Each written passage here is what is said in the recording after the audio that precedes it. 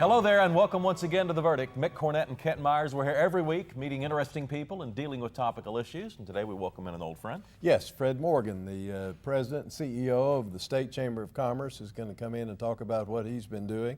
The legislature is still in session and he's been very busy dealing with that and all the issues that the State Chamber is interested in. We're going to find out what those are. Yes, Fred Morgan, today's guest on The Verdict. We'll be right back.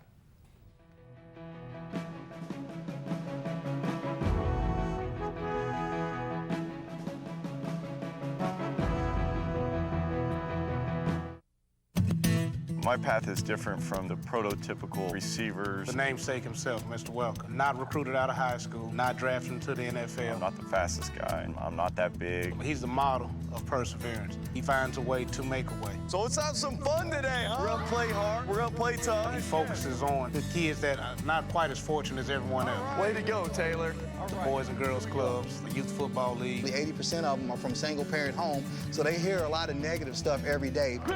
I think the coolest thing for us has been put in this weight room right here at Douglas. It's made our kids want to be involved more and more. Seeing them have losing seasons year after year. Next year, they win state. For a company like Chesapeake to recognize the mission of the West Welcome Foundation, it tells me that they're committed to helping people. My greatest hope and dream for these kids to go out and conquer everything they want. Hopefully we can push them in the right direction.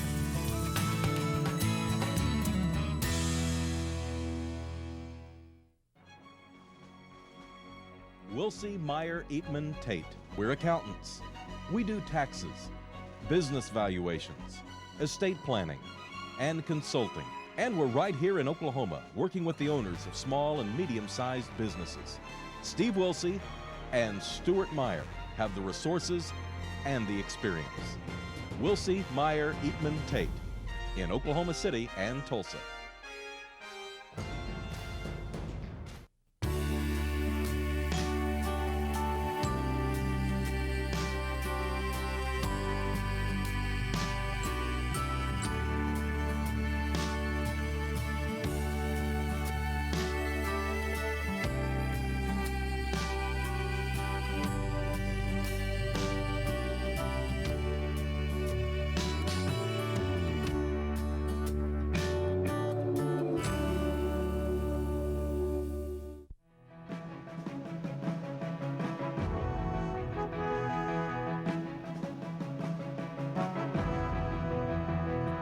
Welcome back to the set of The Verdict. Mick Cornett with Kent Myers. Kent's going to introduce today's guest.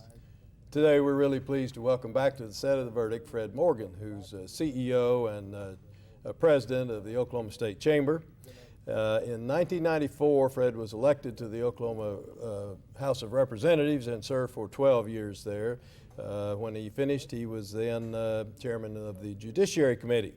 He's been in private law practice and a small business owner.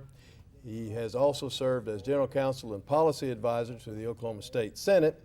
And in 2010, he was selected as a CEO and president of the State Chamber. We're sure pleased to have you back. Well, it's great to be back. Thank you for the invitation. Welcome back. How are things going at the State Chamber? They're going very, very well. We're, of course, right in the thick of an end of the home stretch on a legislative session, but we've made a large number of changes at the State Chamber and really kind of started to focus on our core mission. You know, beginning last year, it was considered that this was a time for pro-business efforts to get through the legislature a lot of the policies they've been trying to institute for years. How have we done in that 1 year plus this first 2/3 of this session? Well, last year was in particular, I mean, it's taken about 20 years to build a pro-business legislature, House and Senate, and now we also have a very pro-business governor who's willing to go outside the state and sell Oklahoma to other states and to other business people around the country. It's gone. Last year we had a historic session, one of the best ones. Some things that had been on the agenda for 20 years finally got done last year. Lawsuit reform, workers' comp reform, education reform, tax reform, and a tax cut. So it was a fantastic session. Last year the legislature really stayed focused on jobs in the economy, which is we were encouraging them to do. This year we're playing a little bit more defense, but we're taking care of some of the more complicated issues this year at the session. You mentioned that you were getting back to your core mission. What is your core mission? Well, it's interesting because a lot of people get us confused with local chambers, but we do something so totally different, and our core mission is just one simple thing. We lobby the legislature to build a better business climate for Oklahoma businesses of all sorts.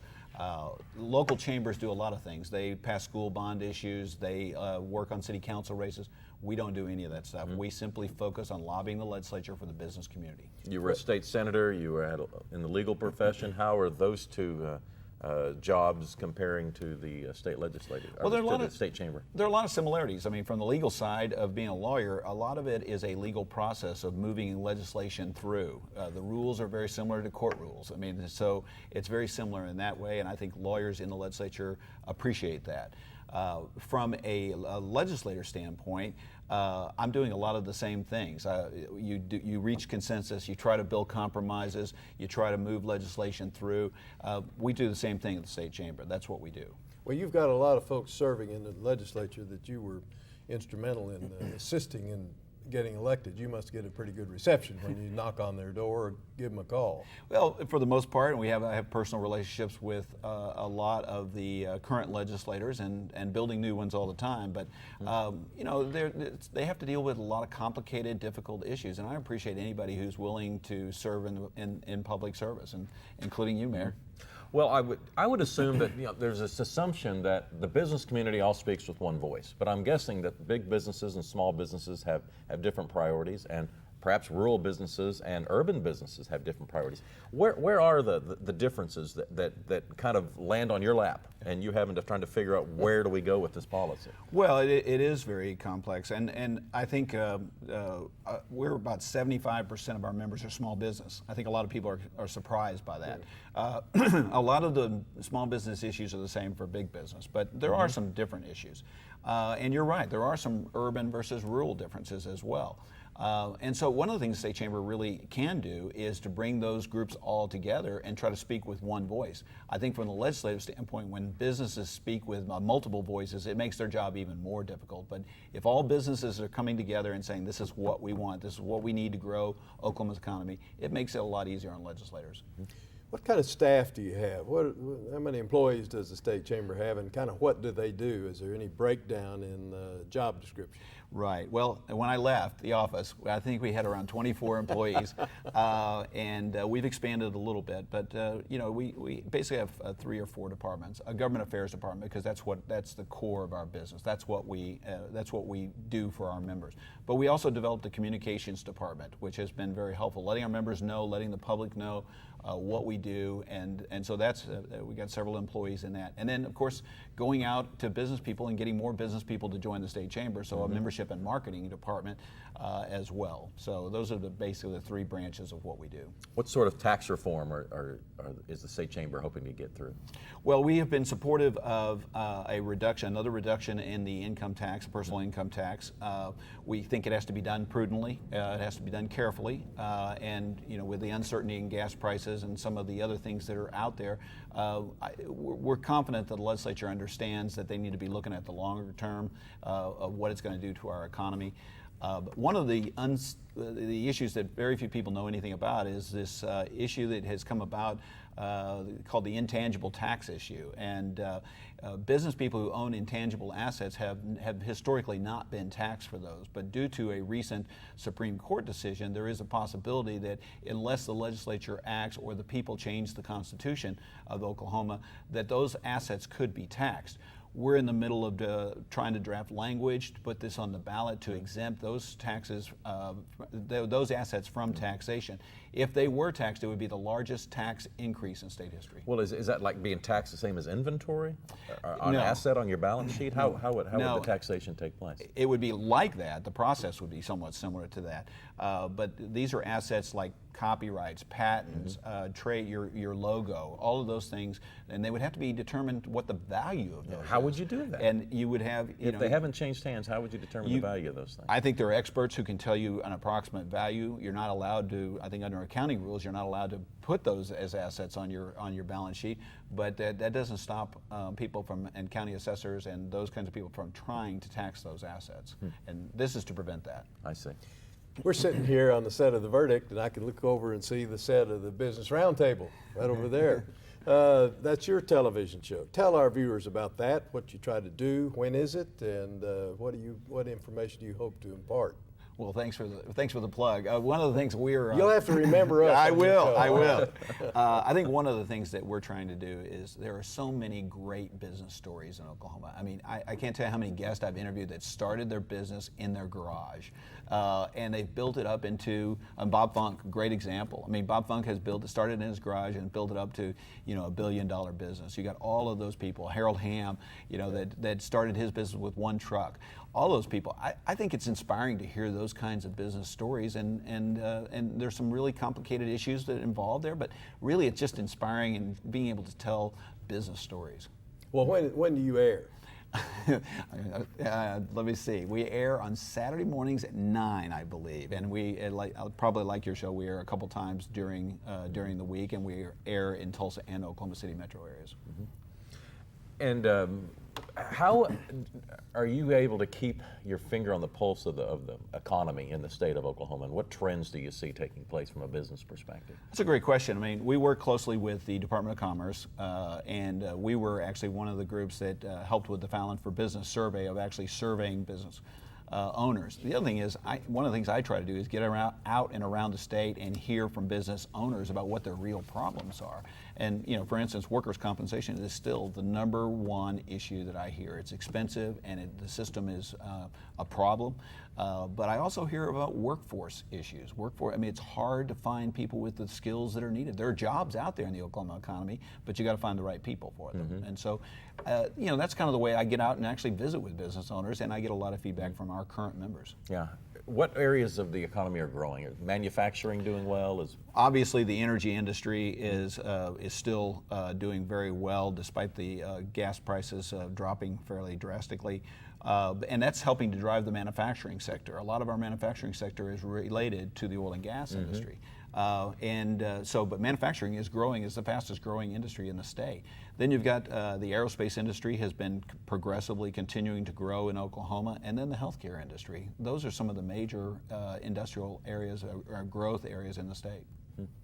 We're going to take a break. We're visiting with Fred Norman, the old weatherman. Fred Morgan. It'll be clear this week. I think everything's going to. We'll be right back.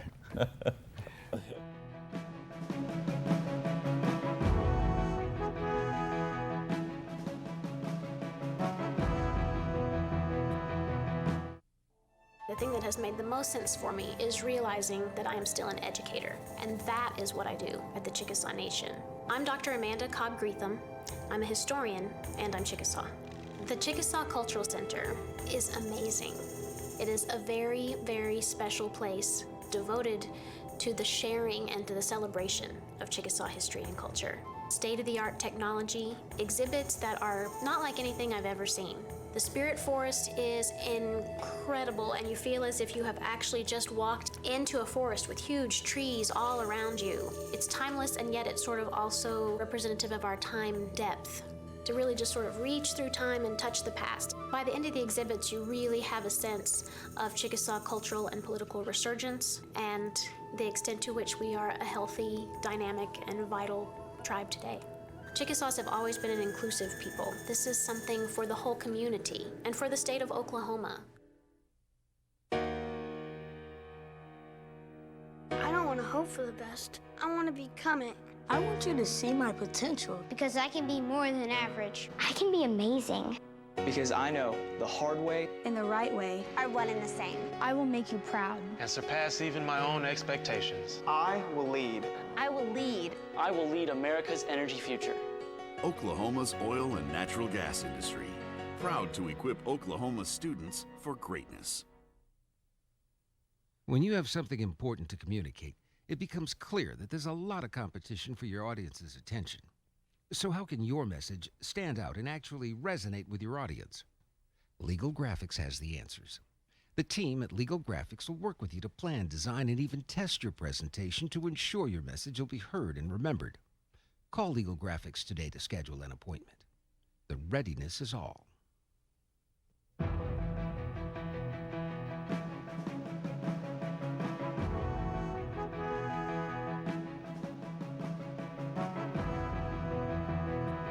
Welcome back to the Set of the Verdict. Mick Cornett and Kent Myers, and we're talking to Fred Morgan, who is the head of the state chamber.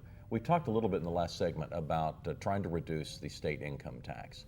How is that process working? And show me the math of how it may not be fundamentally easy for people to understand that if you're going to lower the tax, you actually think revenue will increase. Well, there have been a number of things that have happened, and there are a number of ways to look at this. First of all, over the probably the last 10 years, we've reduced the income tax from 7% to 5.25%, and they're looking at trying to continue. We reduced it again last year. We have been looking at that.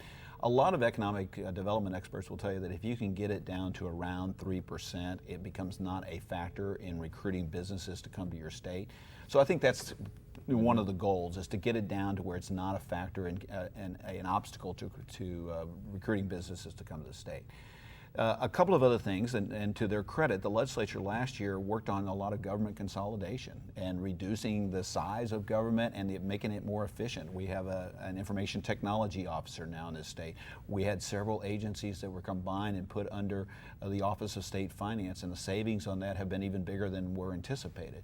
So and then of course, we want our government to be efficient. We want it to use the dollars. But on the other hand, we want to make sure that core services are protected. And I think you have to do that in a very gradual way and a very prudent way. And I think that, for instance, the roads and transportation this year, the governor's got a plan to request more money for roads and transportation. We support that. So it has to be done with a lot of wisdom and a lot of thought. But I think it's something that the legislature really wants to continue to move forward with. I know your organization is looking at education and workforce development. What are you doing? Do you have legislation you're hoping will pass, or are you trying to fend off counterproductive legislation? Well, one of the things, the defensive side of it is we had a lot of reforms last year about trying to make sure that when our kids leave high school, they meet certain minimal standards. We want to make sure those standards continue to stay in place. I think we want to continue to look at how do we fund higher education and make it responsive to the business community. Those discussions have been going on. I think one of the other things that's very important is what we're hearing through our career tech system and through our business is the lack of soft skills. And when I say soft skills, I mean the fact that you're punctual, that you have good, you're presentable when you appear for a job, that you can pass a drug and alcohol test. We actually passed some very good legislation last year with the legislature on revising our drug and alcohol policies. But all of those things, those are just the soft skills. Then you've got the technical skills that workers need in today's economy as well. So you got to work on both of them, and we try to work on both aspects of that. Where do you think we are on transportation, on the funding and the transportation services we're offering compared to our regional states? Well, I think we're still behind. I think most people would say that our roads, but we're making progress. We're making a lot, and I think the rate of progress has continued to accelerate. Gary Ridley, I think, has done a fabulous job at Department of Transportation, and I think we've continued to accelerate the Crosstown Expressway, the roads that are being built in Tulsa, the new highways. I think we're making progress. We're also making progress on the backlog of bridges that need to be replaced because they're obsolete or they haven't been maintained properly. So I think we're moving forward, but we're not there yet. It'll take another 10 years to probably get where we need to be. Do you hear your members talk about the cost of construction to their businesses? In other words, you can repair a road and it can take 1 month or it can take 6 months. And there's a cost to the society to that extended period of time. Do you hear your members talking about the extended period of time for some of these construction projects? Not really. I think that's really more they call their local chamber, and I think and obviously on a personal level, I've heard about it when I go downtown to get my hair cut, or when I go go downtown. I hear a lot of people complaining who are experiencing that, and I hear not only business owners, but I hear more of the employees as well. But I think everybody knows at the end of the day, it's for the greater good, and that when it's finished, it's going to be great. I find people in Oklahoma to be very reasonable about that, but I haven't heard a lot from business owners. I think they take that up with their local chamber. Right. Because you can quantify, with a construction company or with the bidding process, getting that project done in 3 months or 6 months. There's going to be an acceleration cost. But I've never really heard it quantified, the cost of to the business community of it not being done. In other words, if you could quantify that and then compare it to what it costs additionally, there might be more of an argument to be made about getting some of these large construction projects, whether it's a municipality or a state project, moved up and done more quickly. Because it does seem like we take our time, but we do that to keep the cost down. Right. On the cost side. I think that's a good point. I haven't seen any studies on that, but certainly it does have an impact on business. In the workers' compensation system, I know last session there were some strides made to do a better job in handling those kinds of claims and the like, and you still have that on your agenda. What aspect of the workers' compensation system do you hope to see some progress in this year? Well, clearly last year there was a bill that we supported that made some more improvements to the system. One of the biggest factors is the judicial appointees to the workers' comp court. And now with the passage of state question, they'll have to be confirmed by the Senate on the workers' compensation appointed judges. I think that's going to help, and I think the governor has made some good appointments to that. So we feel like we're making progress on that. But we also want to explore the possibility of getting completely outside the current adversarial system. And this year we have been working on a bill that would provide an alternative, like Texas has provided, to opt out of our current system and go into an ERISA-based system that would actually set the benefits up, take the controversy and the adversarial nature that is so prevalent within our workers' compensation system now, try to take that out of the system. I will tell you, it's becoming a very big factor in recruiting businesses. Arkansas, for instance, has really made progress because their workers' compensation system is one of the 10 lowest cost in the country. Ours is one of the highest 10. What kind do they have? They have a system that is it is kind of a blend between an administrative and a adversarial system, but they've taken a hard look at their system and put some restrictions on it. So it's the abuses aren't as much in their system. Does the state chamber get involved in political races? Well, one of the things that I brought to the chamber, and part of it is my background, but we ask legislators to do and make some very tough votes. And one of the things I think is very important is that we help them in their political races, especially those who are pro-business. We want to be supportive. And with my background in politics, one of the things that we've enacted, a couple things we've done. One is we go back into legislators and ask people in their district to thank them when they make a tough vote. Another thing is we try to make sure that pro-business legislators get reelected. And we try to make sure that opponents of anti-business people get support from us as well to make sure we continue to have a pro-business legislature. So yes, we're very engaged in that, and we've built our political action committee as well fairly dramatically. Just a few seconds left. There's a congressional seat, an open congressional seat up. Do you expect the state chamber will take a position on that seat? Well, actually, one of our members is actually running for that position. Mark Wayne Mullen is a member of the state chamber, but we right now are just focused on the state legislature. Right. I suspected as much. Hey, Fred, thank you very much. Thanks for having me, guys. It's good to see you guys again. Appreciate your pro-business stance out at the state chamber, and pass along to your members our compliments. I will. Thank you. All right. It's going to be an interesting session for the state chamber as our legislative session winds down out of the state capitol. Kent and I'll have a final word when we get back.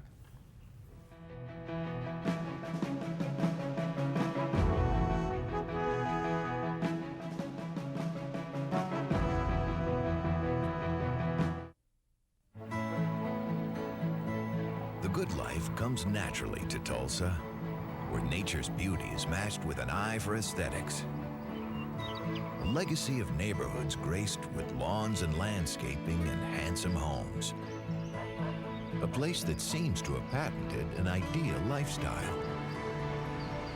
Bank First is loyal to the quality of life Tulsa assures its citizens, to the priority placed on education, culture, and growth. Loyal to builders who transform raw land into residential charm. Developers who see opportunity and add vitality to Tulsa's economy. Bank First serves both enterprise and private lives that need a loyal partner. It's how we help nurture this city's very good life. Bank First. Loyal to Oklahoma. Loyal to you. All children deserve a life of hope and love, but sometimes they experience a life of pain, neglect, and abuse. When that happens, each child deserves all the quality assistance and representation that can be offered in our legal system. For more information, call 23 child. Oklahoma Lawyers for Children, helping to bring hope and love back to the lives of abused children. You will always be mom and dad to me. We lived on a family farm. We didn't have other families that lived close to us. Right. And we wanted our kids to grow up being friends. You know? And so when they did grow up and disperse, it wasn't hard to acclimate to other parts of society or being a friend. You will always be mom and dad to me. The Journal-Record is pleased to be a sponsor of The Verdict. The Journal-Record, since 1903, the best source of Oklahoma business news and legal information. And for almost 30 years, Oklahoma political, government, and business leaders have turned to the McCarville Report for accurate, reliable, inside information. Visit the McCarville Report online.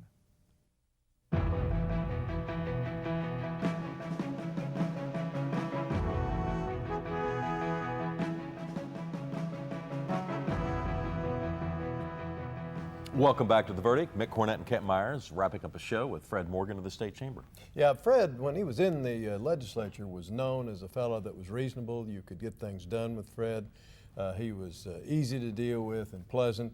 I'm sure in this current position he carries those same traits, and the State Chamber seems to me to have made some strides since he took over as president and CEO. Yeah, you know, representing a group of constituents is one thing. Representing, you know, basically every business in the state of Oklahoma is completely another. And large and small, and with varying interests. Right. Yeah, you think that the business community probably speaks as a monolith, but I assume that's not the case. In fact, Fred validated that. Yeah, it is not the same, and it's a tough job. We appreciate Fred's work. Also, I want to draw you to Fred's website. You can get more information about the State Chamber at the website okstatechamber.com. That's okstatechamber.com. We also have a website. Love to see you go there and tell us about a show or a guest that you'd like to see on an upcoming edition of The Verdict. Our website is theverdict.tv. That's theverdict.tv. Legislative session is winding up next week. We expect to have Glenn Coffey on our show, who is advising the governor on many important matters. So we look forward to seeing Glenn. That's going to do it, though, for this week's show. For Kent Myers, I'm Mick Cornett. We'll see you next week on The Verdict.